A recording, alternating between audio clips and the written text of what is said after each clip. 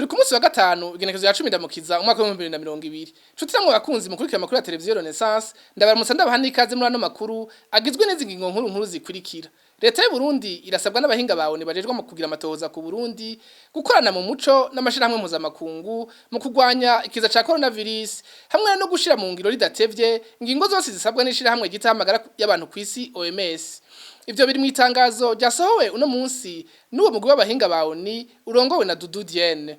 Ikigo gifise ubushobozi bwo kwakira abantu bashikijana bagwaye ingwara z'ivyaduka kizoba cuguruwe muri kiringo kitarenga ukwezi kumwe. Umushikiranganje w'amagara y'abantu yabimenyesheje kuri uwa kane aho yari yagendeye ku mudubugu ahari kuhubakwa ico kigo. Abagendana umugera wa sida mu Burundi bazoza barasanzwa muhira imiti yo gupfufahaza ico kiza n'ikigo NSS mu ntumbero yo kwikingira umugera wundi wa coronavirus. Muri ano makuru murakurikira Jeanne Gapiya arongoye ANSS. Ido nido jano makuru ni mukanyi sasi. Subire ndabaha ikaze muri ano makuru. Umugwi w'abahinga bawe ni bagira amatohoza ku mabi akorwa mu Burundi urarajwe ishinga n'ibijanye n'ikiza ca coronavirus mu Burundi n'ingaruka gishobora kugira ku banyagihugu. Mu itangazo uwo mugwi wasohoye kuri no wa gatanu uributsa ko gukorera mu muco no gukwirikiza uko ico kiza kiriko kirakingwa kw'isi ari ngombwa kugira coronavirus iranduranwe n'imizi. Bibi muri iryo tangazo tubishikirizwa na mugenzi wacu Bertrand Ngendakuriyo. Mu gihe ubushikiranganje bw'amagara y'abantu bumaze kwemeza abantu batatu baza baranduye ingwara ya coronavirus, uwo mugwi umenyesha ko ukwishira no kwizana mu gushikiriza amakuru kubijanye n'iyo ngwara ari ngombwa, ngo ntihari akwiye kuba amakuru anyegezwa canke abohogwa kuyavuga haba mu gihe c'amakenga y'abanyagihugu ku ngingo zifatwa na leta canke amakuru anegura ingingo ziriko zirafatwa na leta kubijanye n'ico kiza. Uwo mugwi waboni w'amatoza ku Burundi urababazwa nuko hari amashirahamwe y'abagira neza yabujijwe gushika ku rubuga kugira yirabiri aho abegeranirijwe hamwe mu byo bita quarantaine mu gifaransa babayeho. Abo bariko barakurikiranwa kugira barabe ko atabafise uwo mugera muri ico gihe ngo bagomba gufashwa mu bijanye n'ifungurwa, amazi meza, kuronswa utuzu twasugumwe tumeze neza mbere no gukurikiranwa mu bijanye no kuvugwa. Mu gihe rero ico kiza kibandanya gikwira isi yose mu mwanya muto, uwo mugwi uhamagarira abategetsi b'u Burundi gukorera mu muco no gukorana n'andi mashirahamwe mpuzamakungu mu gushigikira amabwirizwa y'ishirahamwe gita amagara y'abantu kw'isi nko mu bijanye no kubahiriza umwanya w'imetero hagati y'abantu n'izindi ngingo nziza abantu bagenda bifatira aho gutera ubwoba abafata mwe n'izo ngingo. Kubw'uyo mugwi ngo nivyoroshe muri kino gihe gitegura amatora kuko bisaba inguvu nyinshi, yamara ngo ico kiza ngo nicari gikwiye gukoreshwa ku nyungu za politike nkuko vyemezwa n'umukuru wo mugwi wa ONU ugira amatoza ku Burundi Dudu Dienne. Tumukengurukire mugenzi wacu Bertrand Ngendakuriyo. Ikiza ca coronavirus ukigwaye ntakwiye na gato kugira isoni, ahubwo ico bagiteye isoni nuko habaho kugomba kukinyegeza mu gihe co bakihari. Bivugwa na Francis Rohero azohiganirwa intebe y'umukuru w'igihugu ku giti ciwe mu matora yimirije. Akanahamagarira abarundi baba bavuye mu bihugu vyo hanze biri mu ico kiza gushika bitura abaganga. Dukurikire Francis Rohero. Nk'abarundi bishoboka kuba bari hanze, iyo tumaze kumva nk'ico kiza kimaze gukomera bashitse ngaha anye ntibinyegeze nibagerageze kwegera abajejwe amagara y'abantu bipimishe barabiko batoba bafise izo ngwara. Umuntu yoba akunda iki gihugu yumva ati bishitse nk'abangwaye sino kwanduza abandi yumve yuko abikora. Hanyuma kuba maze nabo kumva ko bafise bijya bimenyetso ntiyumva umengo birateye isoni kugwara, ahubwo twese twihimiriza abantu uwumva wese ashobora kuba afise ibimenyetso bavuga atumbere kwa muganga twese dushobore kwipimisha. Nkanasaba n'abarongoye intwaro ko bagerageza aho bishoboka bapima abantu, nta bara ririmo ryo kugwara ahubwo ibara ko bari kunyegeza umugera tuwufise. Singwara y'abanyamugambwe, singwara y'abari ku butegetsi izoreka abandi, singwara y'abana bari yabatandukanye igihe izotwinjirana nta numwe itazofata, yaba umurongozi yaba uwundi yaba uri muri leta canke utemerera leta, twese izoba yadufasha. Nibaza rero ko twoyigwanyiriza hamwe tukareka kwibaza yuko ingorane za politike tuzijana mu by'ingwara, twese twumve ko dufatanye nk'igihugu gikeneye amahoro, gikeneye amagara meza, gikeneye kubaho. nayo Dieudonne Nahimana nawe nyene azohiganirwa intebe y'umukuru w'igihugu ku giti ciwe asaba abanyagihugu gukwirikiza amabwirizwa y'isuku bahabwa n'ubushikiranganje bw'amagara y'abantu kugira bashobore guhangana n'ikiza ca coronavirus. Akanahamagarira abajejwe igisata c'amagara y'abantu kuja barafata ingingo zijanye n'uko ico kiza kimeze mu gihugu. Nawe nyene tumukurikire. Mu gihe tumaze kumva ubushikiranganje butumenyesha yuko hariho abamaze gufatwa n'ico kiza ariko kandi bakatumenyesha yuko nabo baba bari kumwe hafi batafashwe n'ico kiza biduha ivyizigiro yuko kumbure kitazoshobora kurandagata nkuko vyagenze mu bindi bihugu ariko kandi ivyo ntibibuza yuko dutegereza kwirinda kugira ngo ntituzave dusanga tuza kuzitira twamaze konegwa. Nashaka guhanura kandi abantu kurikiza amategeko duhabwa n'ubushikiranganje bw'amagara y'abantu. Icambere nuko dukaraba umwanya wose. Ico ni kintu gihambaye cane ntitugifate minenegwe hari abantu bavyibagira bakumva umengo ico kiza kiri kure kiri Bujumbura gusa ntigirashika mu ntara hagati ntuheza ngo bimenye uko abantu baza kumenya yuko bandukiwe haciye nk'imisi 14 batangiye kubona ko batangiye kugwara.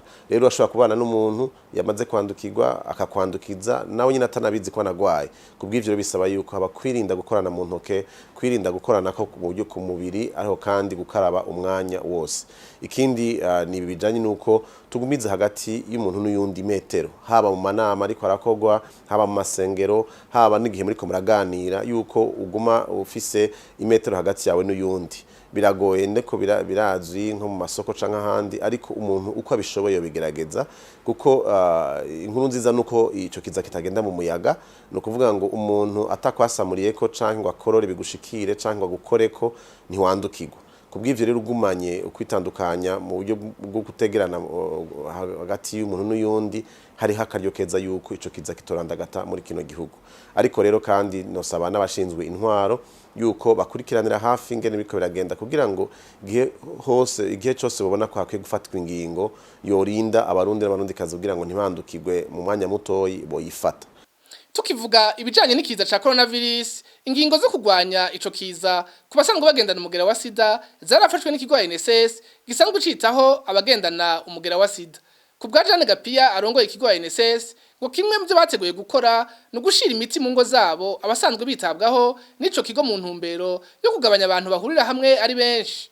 Jane Gapia akamenyesha ko ugendana umugera wa sida mu gihe yafashe umuti kugezaho mu maraso bawupimye batakiwubona ikiza ca COVID-19 kitaba gishobora kumubangamira gusumba ko kibangamira abandi.